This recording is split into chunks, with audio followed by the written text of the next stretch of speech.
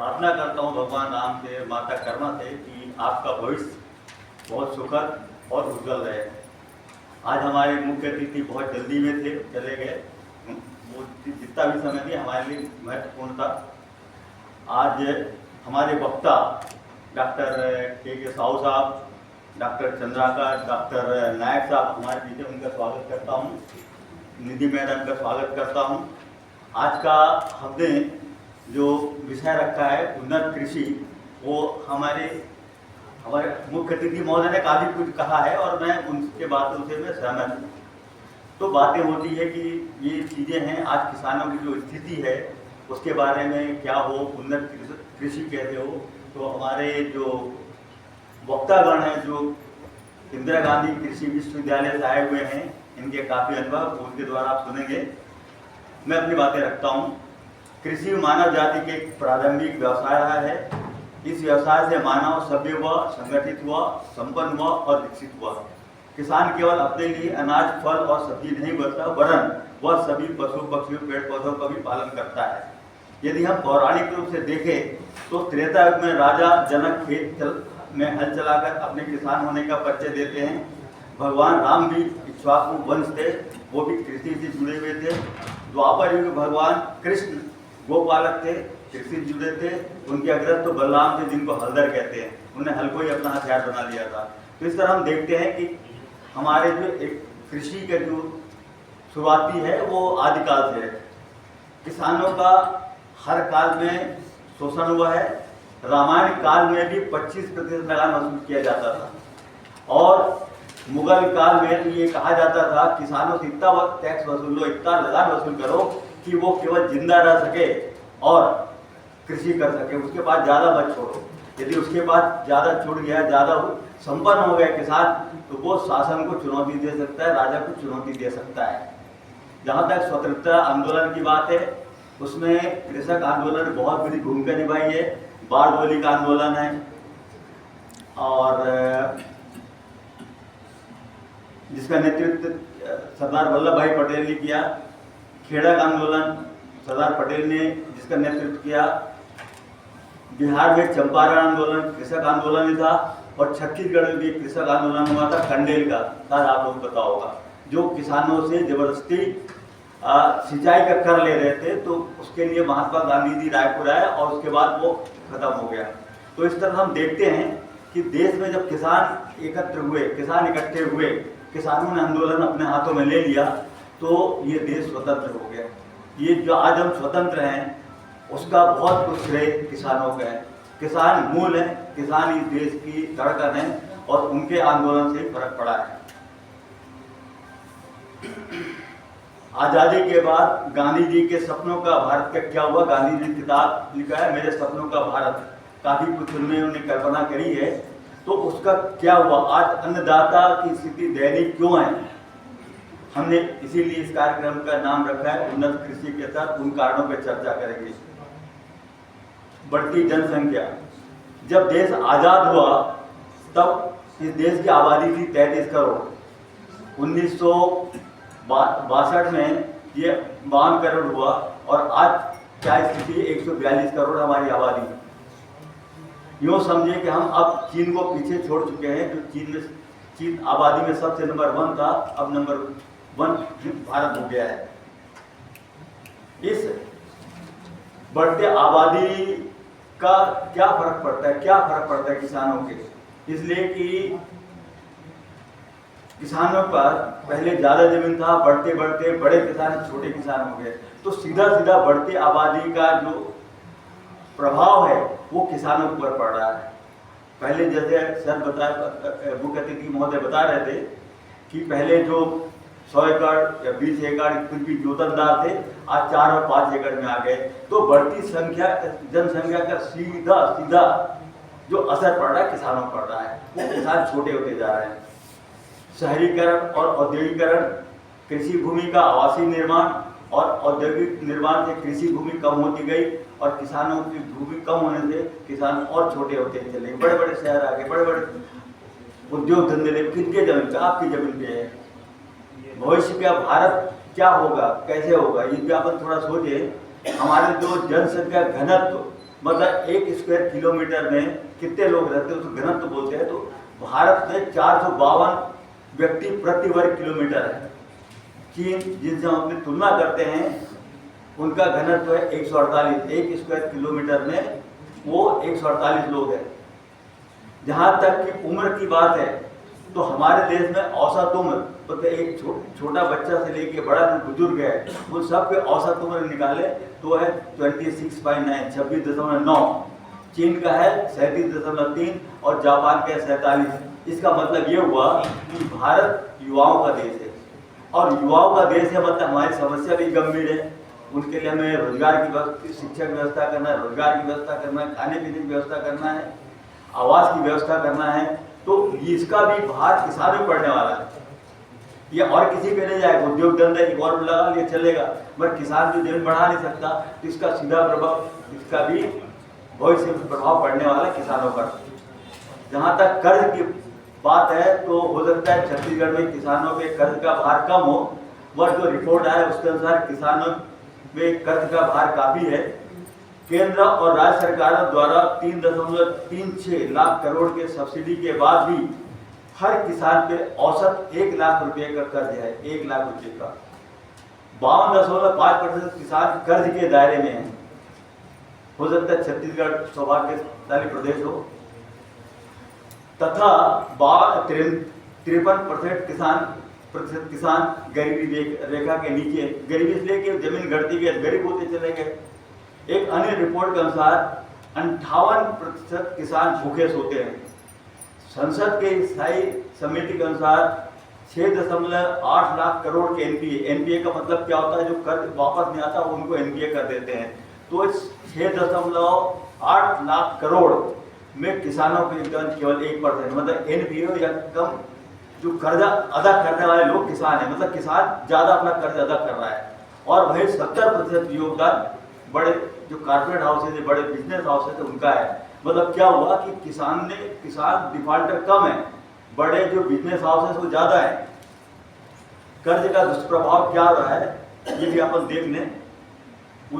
2019 में 10,281 किसानों ने आत्महत्या किया, और इसका ये मतलब हुआ कि हर दिन 28 किसानों ने आत्महत्या किया। कृषि प्रधान कहलाने वाले देश में यदि कृषक आत्महत्या कर रहा है तो ये स्थिति शर्मनाक है। कृषि पे हमारे 65% लोग निर्भर, कृषि से अपने रोजगार कमाने वाले लोग 65% है। और एक आंकड़े के अनुसार एक वैज्ञानिक का कहना है, कृषि वैज्ञानिक का कहना है कि 30 से 35% लोग ही कृषि पे यदि निर्भर रहे तभी ये कृषि लाभदायी हो सकता है। तो सवाल ये होता है कि जो बचे 30-35% उनका क्या किया जाए। इसके लिए हमें उद्योग स्थापित करना होगा, चाहे कुटीर उद्योग हो, लघु उद्योग हो, बड़े उद्योग हो। इसी तरह से जब हम उन्नति की बात करते हैं, नया नया टेक्नोलॉजी आ चुकी है, नए व्यवस्था आ चुकी है, तो R&D रिसर्च एंड डेवलपमेंट अनुसंधान पर हमारा खर्च जब नहीं करेंगे तो हम आगे नहीं बढ़ सकते।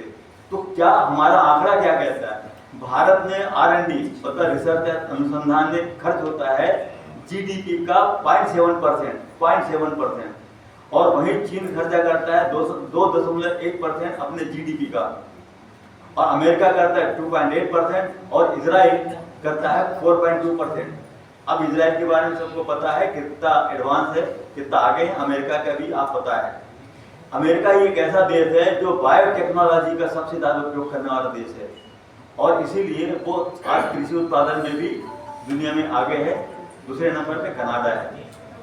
कृषि का जहाँ तक मशीनीकरण है, हमारे ऐसा बताएंगे कि भारत में 40% कृषि का मशीनीकरण है, चीन में 60% है, ब्राजील में 75% है।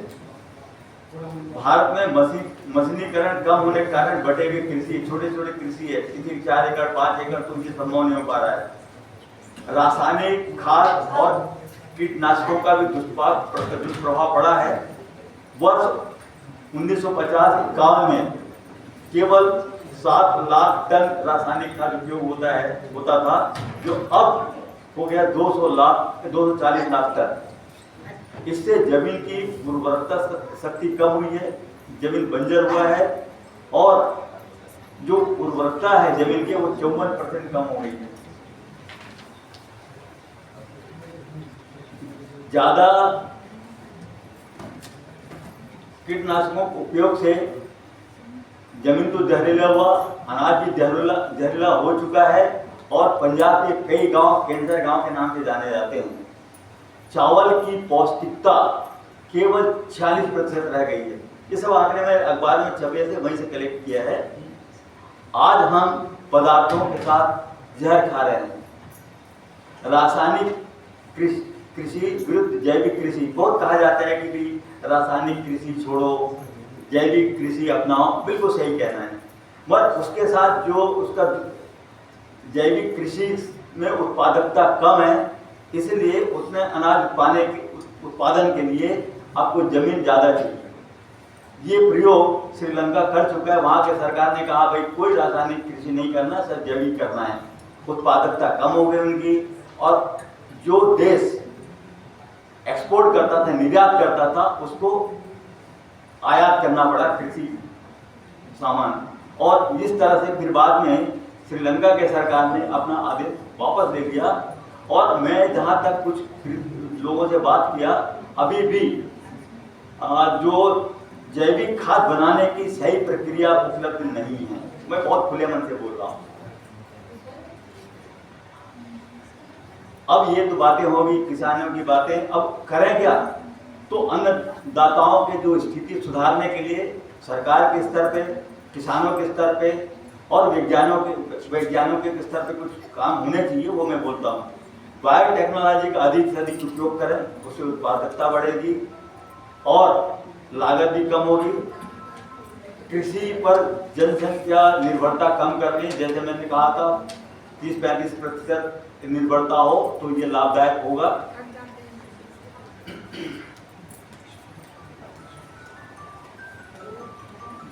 ग्रामीण क्षेत्रों में कुटीर एवं लघु उद्योगों की स्थापना करने की बातें बहुत होती, किसान सरकार प्रयास भी करती है, मगर उसका सही अभी तक मुझे दिखा नहीं कि कुटीर उद्योग या लघु उद्योग स्थापित हुए हैं जिससे उनको कोई राहत मिली हो। जहाँ तक सरकारी कार्यालय को बड़ी दुखद स्थिति है। सरकारी कार्यालय चाहे वो तहसील कार्यालय हो, पटवारी साहब हो, कोई भी हो, वो सरकार किसानों को इतना घुमाते हैं, इतना बंटवारा का केस हो जाए तो आप बंटवारा करते करते परेशान हो जाएंगे। वो पैसा आप किसानों को तो मैं समझता हूँ उनका दर्द है। किसी भी ऑफिस में इनको सम्मान नहीं मिलता जिस सम्मान के हकदार है किसान, ये अन्नदाता जिसके हकदार हैं, उन ऑफिसेस में नहीं मिलता है। इसलिए सरकार को चाहिए कुछ ऐसा कानून लाए कि किसानों को कोई भी अधिकारी घुमाए नहीं, उनका काम सहजता से करे। ये मैं भी महसूस करता, मेरा गांव भी है, मुझे समझ आता है। कृषि में AI आर्टिफिशियल इंटेलिजेंस का प्रयोग करना जरूरी है। ये होता क्या है? अब सवाल एक खेत है, अपन पानी डाले जा रहे, पानी डाले दे, जरूरत है कि नहीं, कौन बताएगा? तो आर्टिफिशियल इंटेलिजेंस बताएगा कि भाई नमी की कमी है या नहीं है, पानी डालना है कि नहीं डालना है। यदि वहाँ कीटाणु उत्पन्न हो रहे हैं तो वो बताएगा कि कीटाणु उत्पन्न हो रहा है, किसान सावधान हो जाओ। कई सारे जो और भी चीज़ें हैं, जो पोषक तत्व है, कोई कमी है, AI बताएगा। तो इसका सरकारी स्तर पर निर्माण हो, सरकार सहायता दे और किसानों को प्रोत्साहित करे कि AI का ज़्यादा से ज़्यादा उपयोग करें और ज़्यादा से ज़्यादा लाभ अर्जित कर सके। एक और बात कही कि जो बड़े देशों में आदमी कंप्यूटर से खेती करता, सही है, पर मेरे किसान तो बड़े छोटे छोटे किसान है, कैसे करेंगे? संभव नहीं है। तो इसका समाधान क्या है? शायद वो समय आएगा जब आप सोचेंगे। मैं कह देता हूँ कोऑपरेटिव, मतलब सहकारिता के आधार पर किसी एक एरिया है, मतलब 10 किसान है, 10 किसान के बाद 100 एकड़ है, 100 एकड़ अपना सहकारी संगठन बना ले और वो काम करे। अभी मान लो वहाँ पे 15 ट्यूबवेल चल रहे हैं तो हो सकता है 5 ट्यूबवेल पे काम चल जाए। एक साथ सबका थारा लग सकता है, रोपा लग सकता है। तो ये बहुत सारी चीज़ें समय के साथ आएंगी जो सहकारी पद्धति में आपको खेती करने होंगे, तभी ये लाभदायक हो पाएगा।